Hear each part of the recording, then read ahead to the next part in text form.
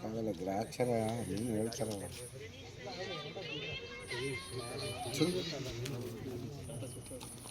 ಈ ಟೈಪ್ ಆಗಿದೆ ಬೆಳಗ್ಗೆ ಬರ್ತು ಬಿಡೋಣ.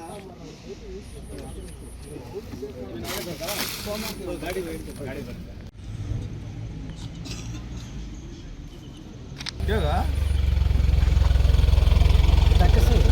ಕೇಳಿಸಿ ಸರ್ ನಾನು ಹೇಳ್ಬೇಕಾ? ಆಯ್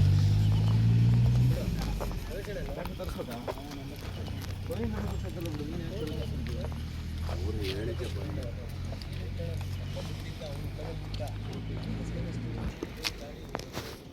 ಮಾತಾಡ್ತೀನಿ. ಅವ್ರು ಯಾರು ರಮೇಶ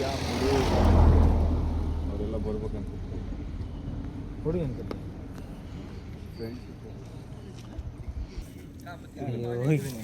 ಇವರ ಮಾತಾಡ್ತೀನಿ. ಇಲ್ಲ ಅದ್ರ ಬಗ್ಗೆ ಏನಿಲ್ಲ.